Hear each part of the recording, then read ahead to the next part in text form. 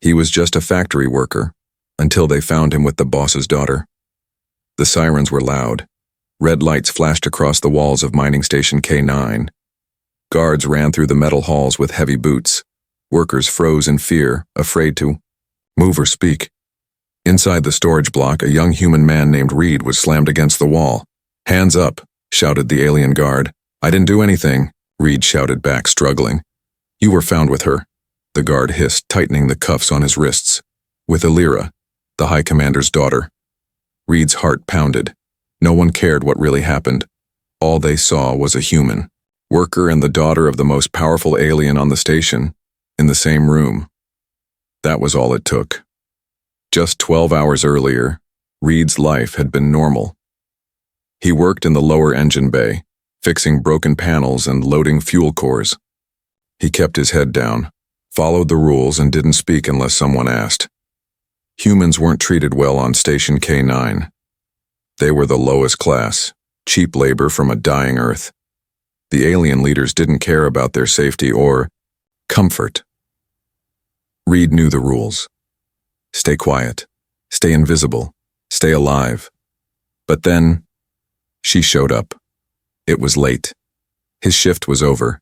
He had just returned to his small room, which was more like a metal box with a bed. He opened the door and froze. Someone was already inside. A girl with bright violet eyes and glowing skin. Her silver hair was tied back, but a few strands hung loose over her face. She wore a cloak, torn and dirty. Elira, the daughter of Commander Vexar, the man who controlled the entire station.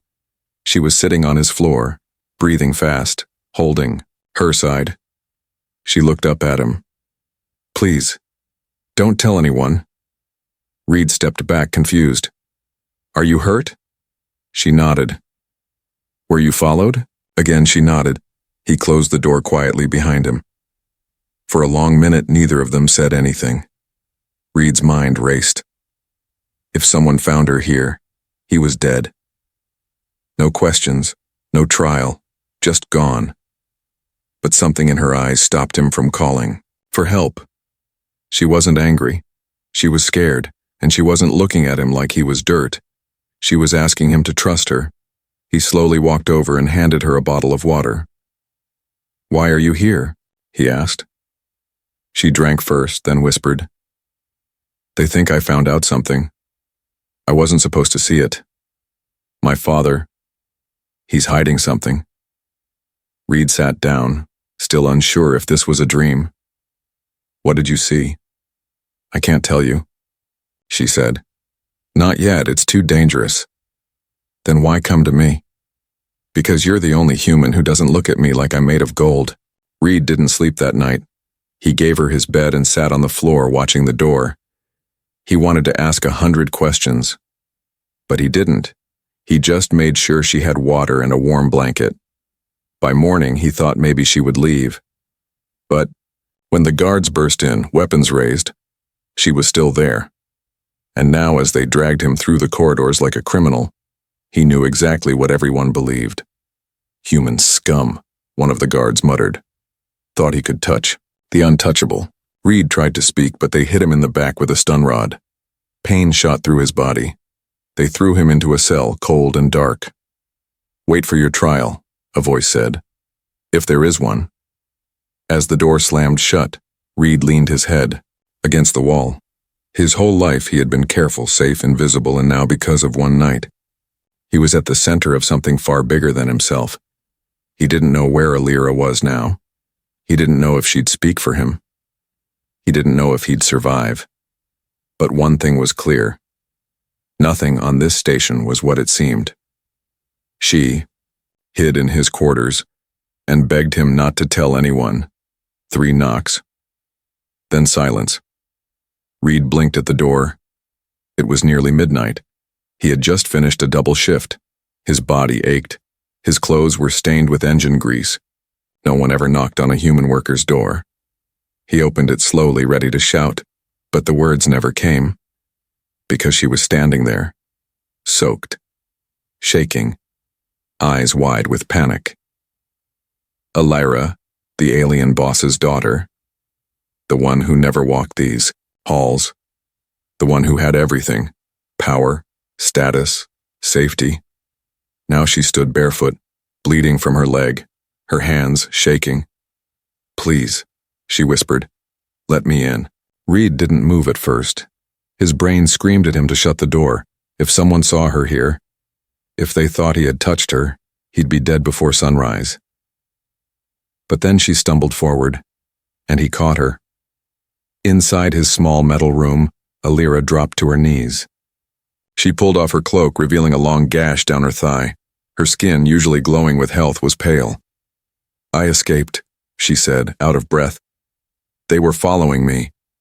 I didn't know where else to go." Reed grabbed his first aid. Kitten dropped beside her. "Escaped from where?" She looked up, eyes filled with something between shame and terror. "From my own house." As he cleaned her wound, she bit her lip to stop a scream. "You're not safe here," he said quietly. "I'm just a worker. If someone finds you—" "I know," she said.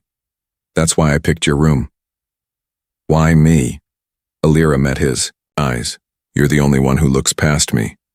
Reed wrapped the bandage slowly. She winced but didn't pull away.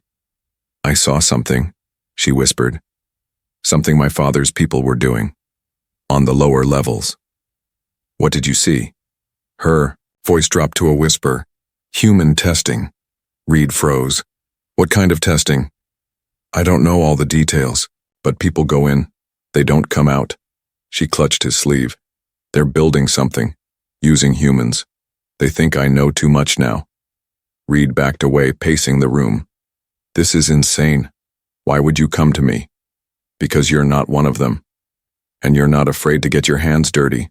He stared at her. This wasn't the polished girl from the screens. This was someone real, fragile, brave. "You trust me?" he asked. "I don't have anyone else." That night she slept in his bed. He stayed awake, sitting by the door with a metal pipe in his hand, his only weapon. Every sound outside made his heart jump. He knew someone would come. It was only a matter of time. But what scared him more was how badly he wanted to protect her. In the morning she was gone. Left no note, no sound. Just a single hair clip on the pillow, a delicate silver piece shaped like a flame. Reed picked it up and closed his hand around it. He didn't know why, but he kept it in his pocket. Later that day, he was fixing a power junction when the alarms began to scream. Code red. Security breach. Guards swarmed the lower sector, and by the time he returned to his room, they were waiting for him. Guns. Drawn. No warning. No mercy.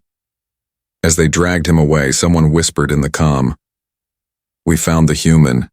He's the one she was with." The truth he discovered nearly got him killed. The cell was cold, dark, silent. Reed had been locked inside for hours. No food, no light, no answers, only the echo of his own thoughts. He kept replaying it in his mind. Alira, bleeding, scared, whispering about human experiments. The next morning, gone. Now he was the target, the traitor. But traitor to what? He sat against the wall, arms crossed, thinking. She said they were watching her. Now, they were watching him. Suddenly the door opened. A security officer tossed a tray inside. "Eat. You have 1 hour before questioning."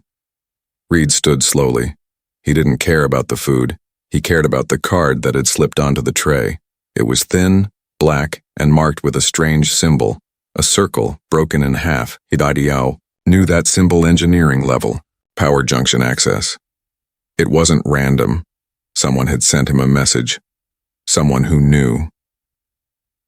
That night, when the guards came to escort him to the security room, Reed made his move. He faked a stumble. The moment they loosened their grip, he elbowed, one in the gut, grabbed the access card and sprinted. Sirens wailed, lasers flew. He ran through the smoke-filled corridors, dodging machines and pipes, down, deeper into the station's underbelly. The engineering level smelled of oil and melted wire. Few people ever came this far. Using the card, Reed opened a locked panel and slipped inside. Darkness, silence. Then, screens, rows of them, old and hidden, wired into the station's main surveillance system, and what he saw made him forget how to breathe. Video footage, not one clip. Dozens. A Lyra, being followed. Watched in her room, at her school, in her private quarters, even her conversations. Recorded not by rebels, not by spies, by her own father's guards, and worse, he saw files, human test logs. Experiment 12A, failed. Subject terminated. Experiment 12B, partial success. Increased memory, fatal nerve collapse. Subject, Earthworker 119B. Reed. His name. They had tagged him. He wasn't just a factory worker anymore. He was on their list. Reed backed away from the screen, heart racing. This was the truth Lyra had hinted at, and now he had seen it. But just then, a noise behind him. He turned. A red-eyed security drone hovered in the doorway, scanning him. Unauthorized presence detected. Reed ran. Again. The drone fired. A bolt grazed his arm, burning through his sleeve. He dove into a duct, crawling fast, gripping the stolen files on a chip he yanked from the console. He had what he needed. Proof. But the whole station was hunting him now. Back in the lower levels, Reed found shelter behind an old cargo lift. He bandaged his arm using a strip from his uniform. His breath came in short gasps. He was bleeding, alone, hunted, but alive. And more importantly, he knew the truth. Now he just had to find her. She revealed her secret, and it changed everything. Reed limped through the steam-filled tunnels. His arm burned. His head spun, but he didn't stop. He had to find her. Lyra. The chip in his pocket held everything. The hidden cameras, the human tests, the experiments, his own name in the files. He didn't know who to trust, except her. If she was still alive, he'd die. Remembered her words. They think I know too much. Now he did too.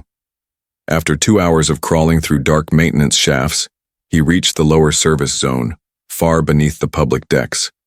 No cameras, no guards, just dust and silence.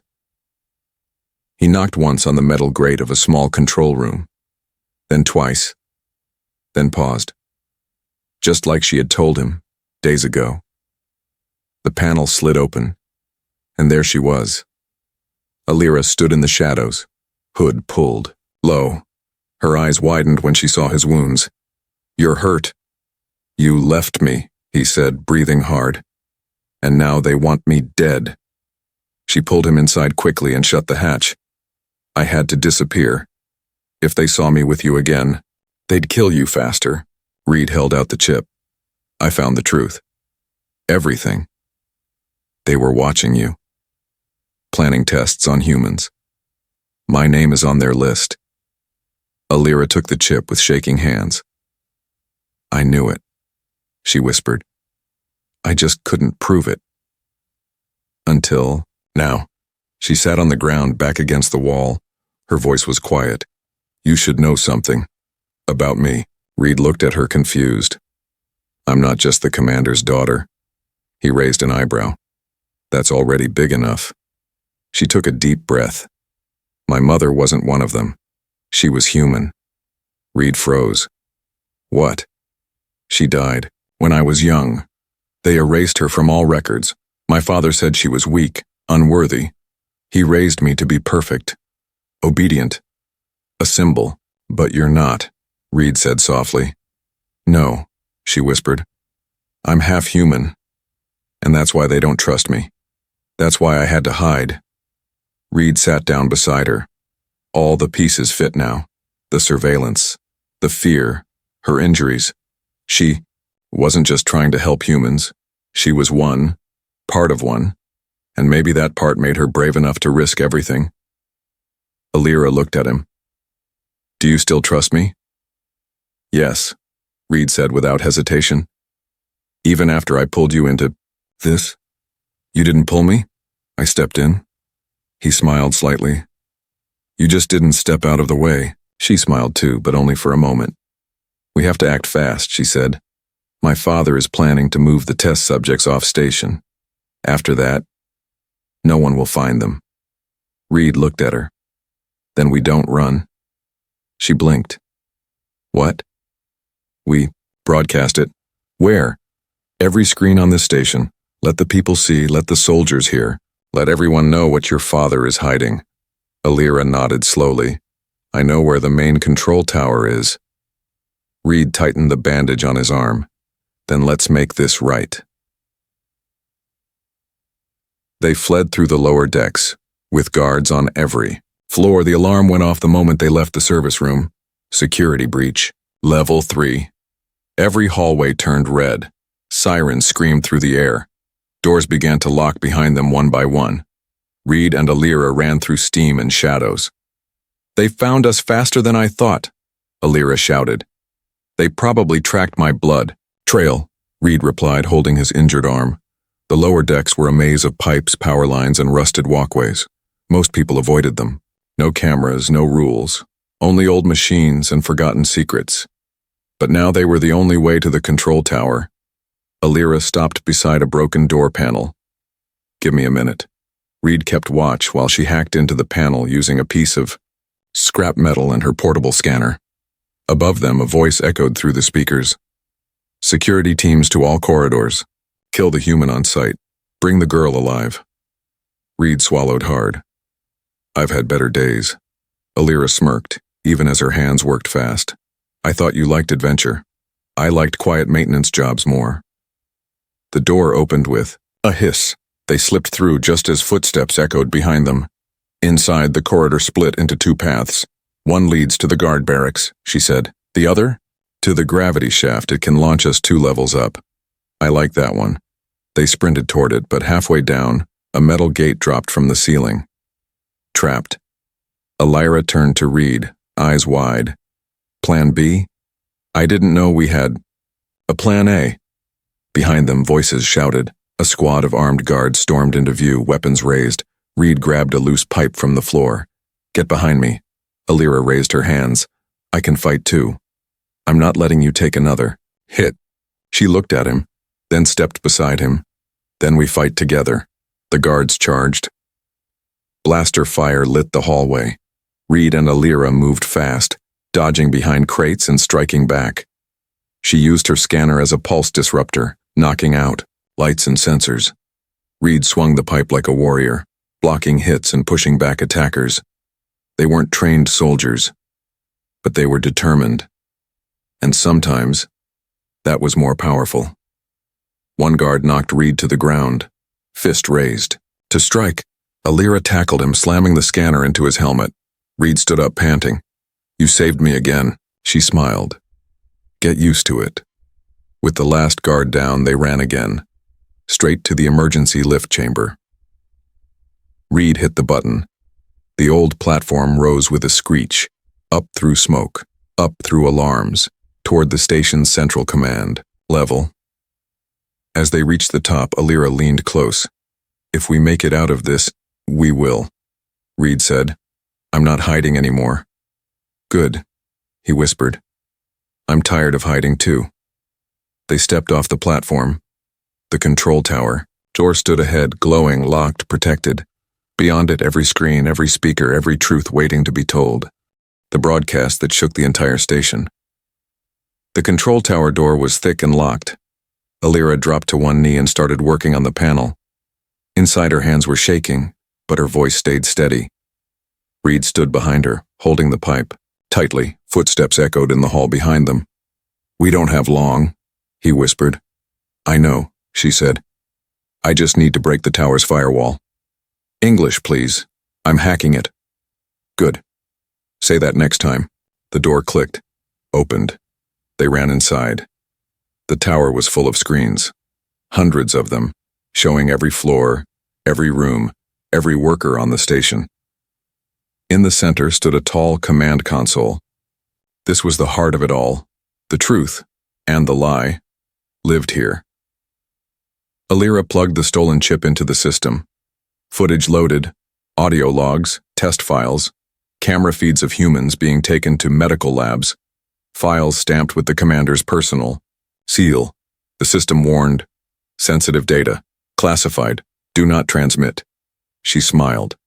We're going to break that rule. Reed moved to the blast window, watching security forces swarm the floor below. They're coming. Then we better move fast. She tapped the keys. One by one, screens across the station went black, then blinked back on. Not with ads, not with work alerts, but with truth. Video feeds played across every hallway, every cafeteria, every factory floor, humans strapped to tables. Test logs of nerve injections, surveillance on Lyra from childhood. Commander Vexar's voice ordering cover-ups. The entire station froze. Guards stopped moving. Workers dropped their tools. One engineer whispered, "What is this?" A mechanic cried, "That's my brother. They said he died in an accident." Someone shouted, "They lied to all of us." Inside the tower, Lyra turned on the microphone. She stood tall, her voice steady. "This is Lyra Vexar," she said, "daughter of Commander Vexar. What you're seeing is real. Humans were used as test subjects. Innocent lives, stolen in secret. My father ordered it. I was supposed to stay quiet. But I won't. Not anymore." Her voice cracked. "But she continued, if anyone still believes in justice, help us stop him. This station can belong to all of us, not just the powerful." Reed watched her with pride. She wasn't the girl who ran. She was the woman who stood. Suddenly, a blast shook the tower. The main door exploded open. Commander Vexar stepped in, surrounded by armed guards. His face was ice, his eyes full of fury. Enough. Lyra turned to face him. Her father raised his blaster, aimed at Reed. "I warned you, daughter. Stay in line, or die beside him." The boss demanded his head, but she stood in front of him. The smoke from the broken control room door was still thick in the air. Commander Vexar stepped forward, blaster raised, his guards behind him. His face was stone, his voice cold. "Move away from the human, Lyra." Reed stood frozen. The blaster was pointed at his chest. His heart beat faster, but his feet didn't move. He looked at Lyra. She looked at her father. Then, she stepped in front of Reed, her arms spread, her voice steady. "No." Vexar's jaw tightened. "I gave you everything, power, status. You betray me for this." Lyra didn't flinch. "You gave me a cage." She raised her chin, "and he showed me how to break it." Vexar aimed the blaster higher. "You'd die for him?" "No," she said, "but I'd live with him." The guards looked at each other, confused, hesitating. Behind them, screens still showed the truth, the test labs, the suffering, the lies. The station wasn't quiet anymore. Voices echoed through the halls. People were waking up.